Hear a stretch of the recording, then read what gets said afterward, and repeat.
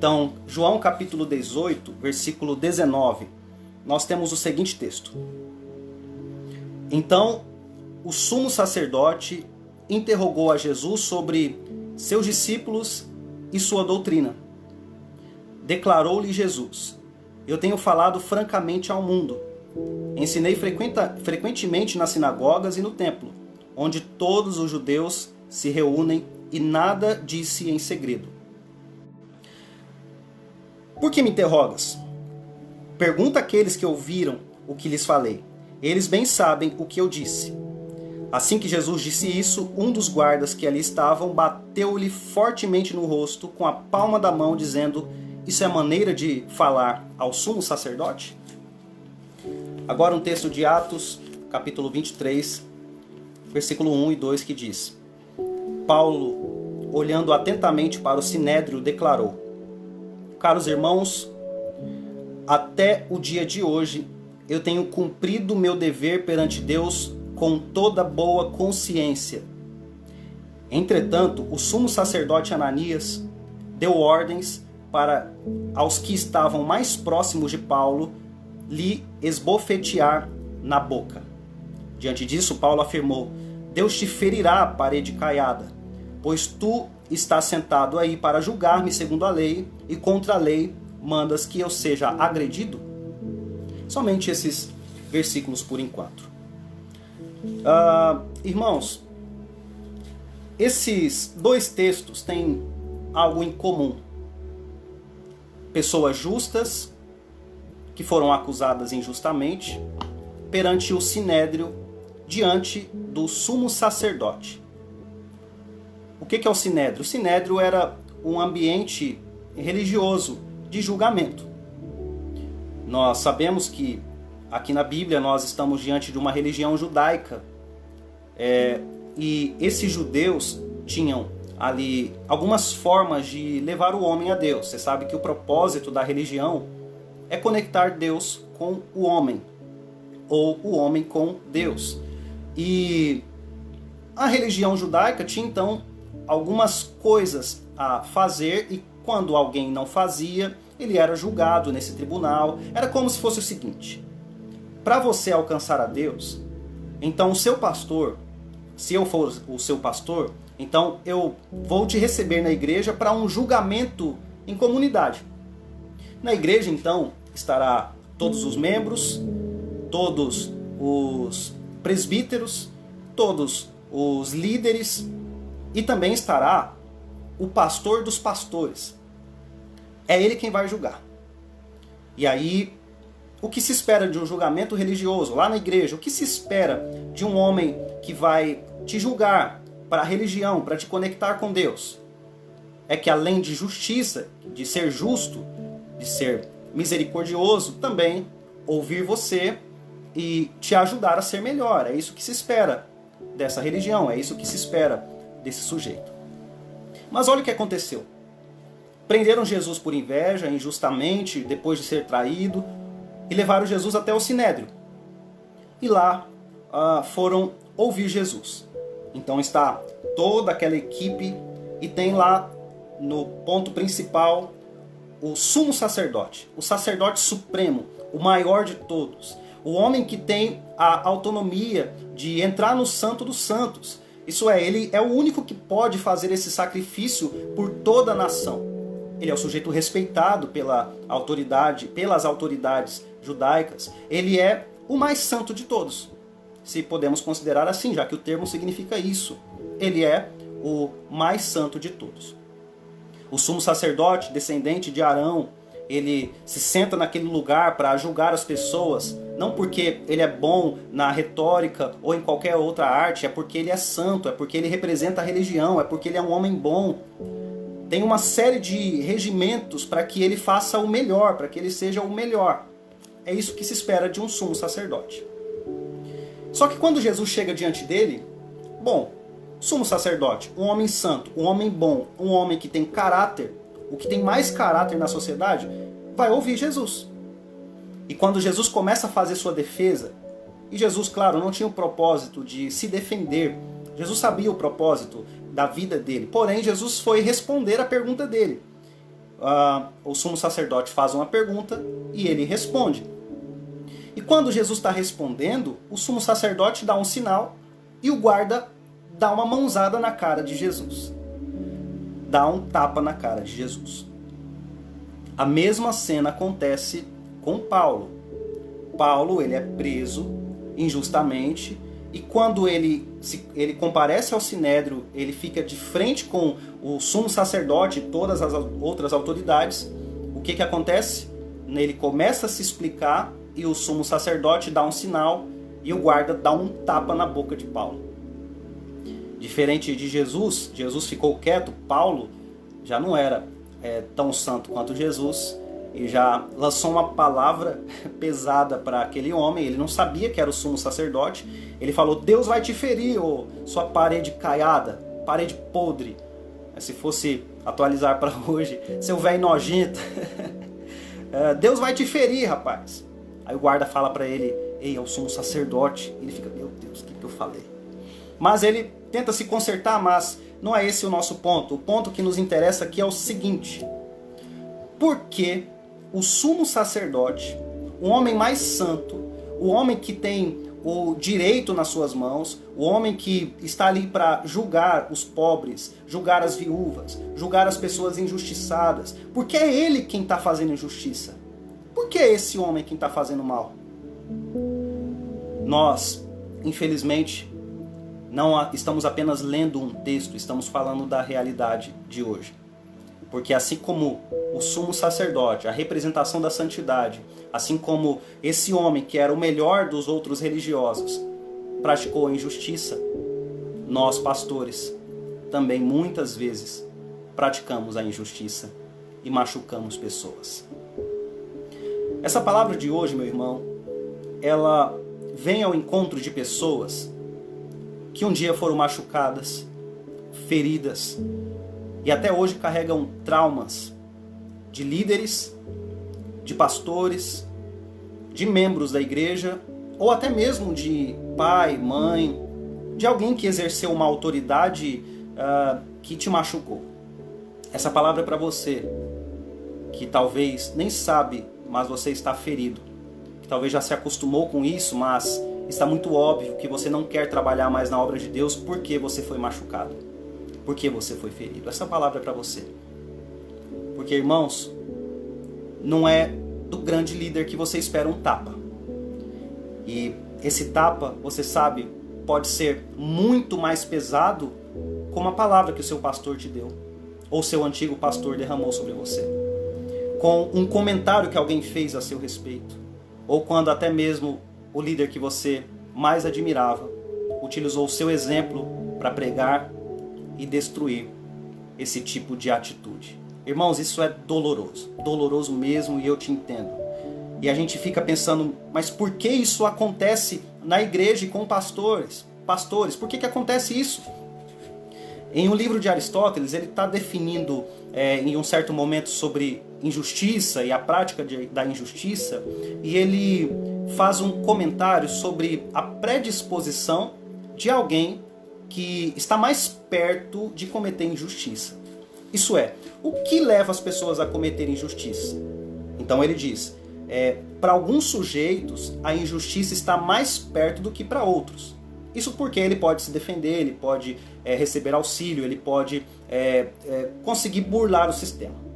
Que sujeito é esse? O que esse sujeito tem de mais? Bom, se ele tem boa eloquência, se ele tem muitos amigos, se ele tem dinheiro, se ele tem autoridade judicial, se ele tem algumas dessas ferramentas e outras que ele destaca no livro, ele diz que esse sujeito está mais apto, está mais perto de cometer a injustiça.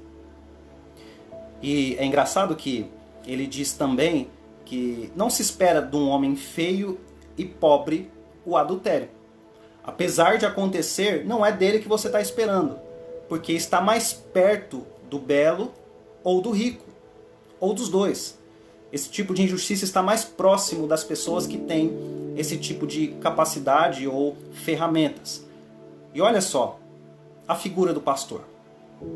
É o pastor que tem mais eloquência na igreja, ele fala o tempo todo. É o pastor quem tem autoridade judicial, isso é, ele tem a lei nas suas mãos a partir das escrituras. É o pastor que está cercado de amigos, ele está cheio de gente que o acompanha. A injustiça ela está muito próxima do líder religioso. Porque nós temos eloquência, nós temos a palavra de Deus para nos defender, nós temos muitos irmãos da igreja que vai nos defender quando acontece qualquer cisma religioso ou de comportamentos dentro da igreja. Nós temos muita gente que vai nos acolher. Por isso acontece injustiça. Porque o pastor, o líder ou a pessoa que ocupa essa posição, ele vai sempre ter alternativas de escape. Ele vai sempre pensar que vai dar tudo certo.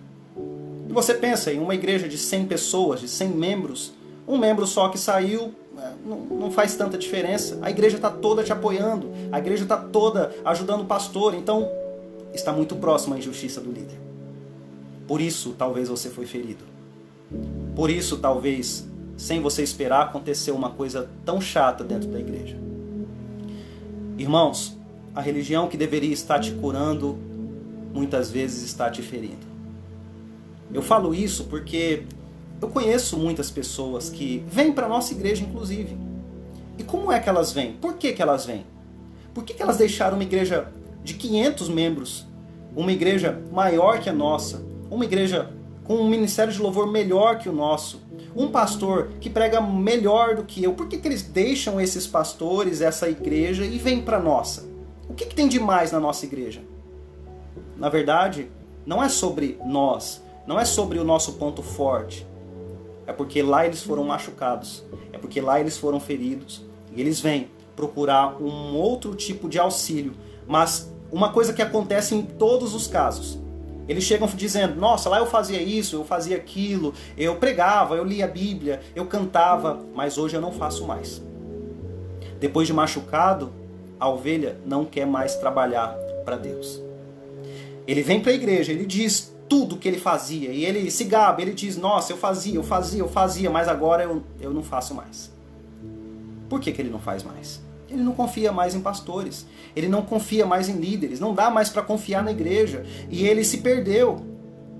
Além desses, tem outros que depois de machucado, mesmo com substituição de pastores, mesmo com uma liderança trocada, ele não consegue mais nem praticar o cristianismo como antes. Não vai mais à igreja como ia, não consegue mais ouvir nem louvores. E você vai falar: isso é crente sem vergonha. Não é, irmãos. Tem gente machucada, tem gente que foi ferida dentro da igreja, tem gente que cometeu e recebeu injustiça, porque eles cometeram e ao invés de ser julgado para ser curado, ser tratado, aconteceu que eles foram machucados e expulsos. É isso que acontece nos dias de hoje. Eu estou falando com você que há muito tempo não sobe mais no altar. E por que não sobe? Porque você não confia mais nos líderes. E, irmãos, eu não estou falando isso para dizer eu sou o bom pastor. Não sou. Sei que já machuquei pessoas. E sei que posso cometer injustiça. Eu não estou falando isso para dizer eu sou um bom amigo. Eu não sou. Você só tem um verdadeiro amigo, que é Jesus. Ele te chama de amigo. Eu não estou dizendo sobre mim, eu não estou pregando sobre minha igreja. Eu estou falando sobre o verdadeiro pastor, sobre o verdadeiro amigo, sobre aquele que verdadeiramente cura suas feridas, e que hoje ele te trouxe essa live, que hoje ele te dá a oportunidade de ouvir essas palavras para justamente você se curar, se tratar e voltar para o aprisco. Eu quero ler com vocês em Ezequiel. Ezequiel fala muito sobre pastor. E ele começa construindo, a partir de uma revelação, o seguinte: os pastores não estão fortalecendo a ovelha fraca, não estão curando as ovelhas doentes, não enfaixam as suas feridas, não buscam as perdidas, pelo contrário, têm dominado sobre elas com tirania e brutalidade. Esse era o cenário de Israel muito antes de Cristo, e ainda é hoje. Pessoas reinando na igreja com tirania e brutalidade, cometendo injustiça. Mas essa não é a palavra final. Versículo 11 diz assim: porque assim declara o Senhor Deus: eu mesmo buscarei as minhas ovelhas e delas cuidarei pessoalmente. Versículo 15. Eu, isso é Deus, pessoalmente serei o pastor do meu rebanho e as farei repousar em pastos exuberantes. Oráculo de Yahvé, o Senhor Deus. Buscarei a ovelha perdida e trarei de volta as que se desviaram. Enfaixarei as que tiverem feridas e cuidarei da recuperação da fraca. Porém, a teimosa e desobediente eu a consumirei. Contudo, todas apacentarei com justiça e carinho, diz o verdadeiro e único pastor. Apesar de você ter sido machucado, apesar de você ter sido sofrido certas violências ou injustiça dentro da igreja, por meio de palavras, por meio de ações, por meio de comportamentos, ou as pessoas se afastaram de você, eu quero dizer uma coisa. Se Jesus tivesse, ao levar aquele tapa, desviado então do seu caminho, da sua missão, se Jesus tivesse olhado para aquela autoridade e dissesse no seu coração: esse é o meu pastor? Esse é o meu líder? Eu não vou mais fazer nada. Se Jesus tivesse feito isso, nós estaríamos perdidos.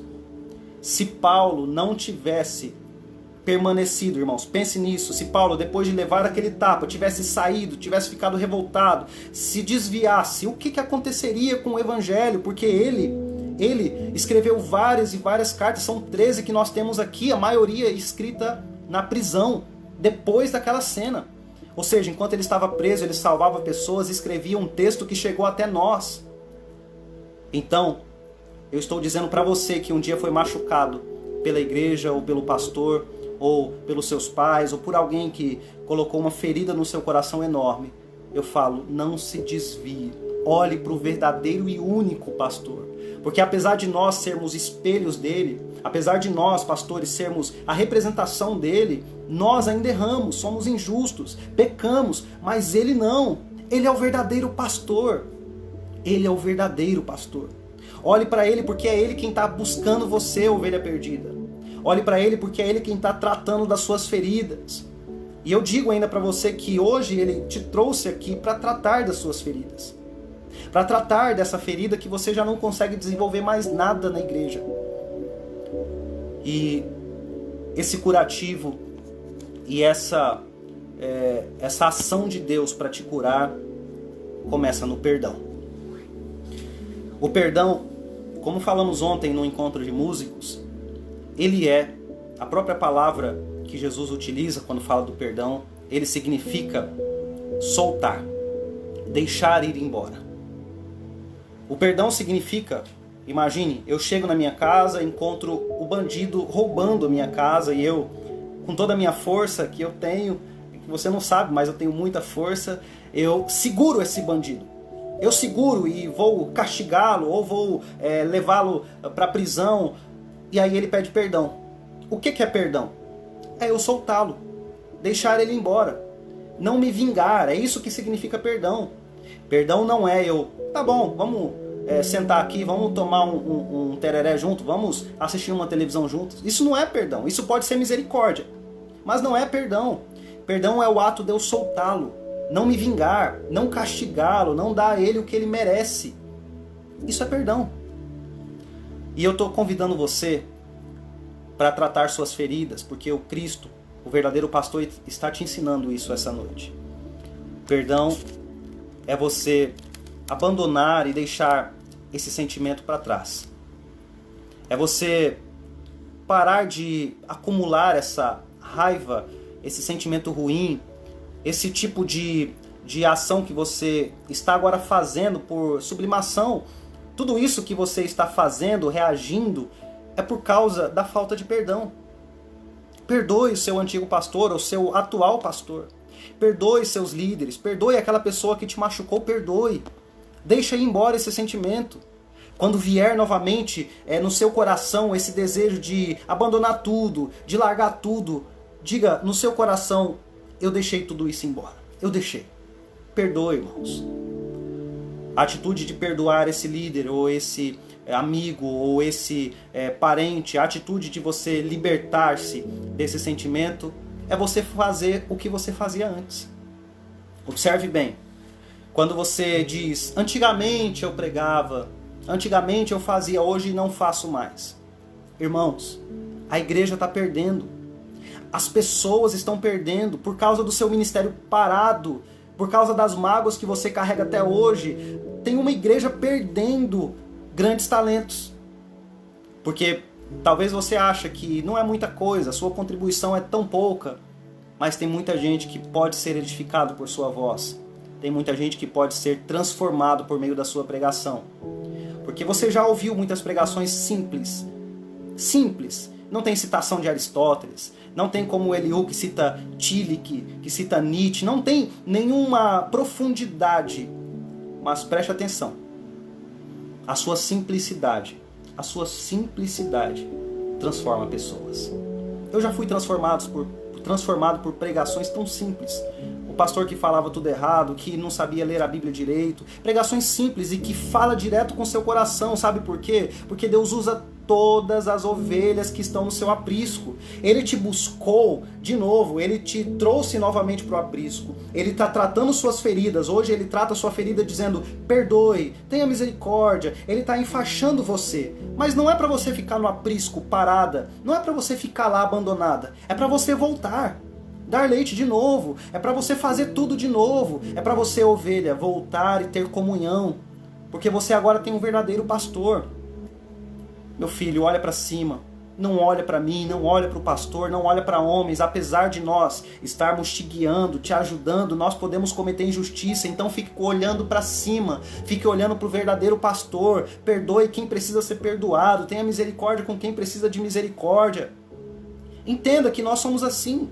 Você também já errou com pessoas. Você talvez nem se lembra, mas quem foi machucado sabe muito bem. Olhe para o céu. Entenda as pessoas. Perdoe, porque esse vai ser o primeiro processo para que você no aprisco seja curado. Eu falo com você, meu irmão, minha irmã, você que não consegue mais nem entrar na igreja. E agora com igrejas fechadas, você fica pulando de live. Você que me escutou neste momento, eu digo, por favor, volte para o aprisco. Olhe para o verdadeiro pastor. Eu sei, nós erramos.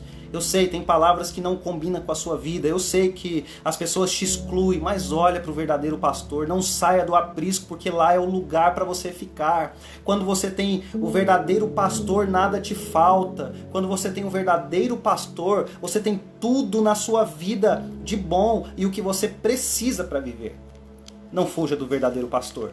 Apesar de pastores ruins, não fuja do verdadeiro pastor. Apesar de líderes ruins, não fuja do verdadeiro pastor. Apesar de tudo que acontece na sua vida, esteja sempre com o coração voltado para o Supremo Pastor, o verdadeiro sumo sacerdote, que é Cristo Jesus. Amém?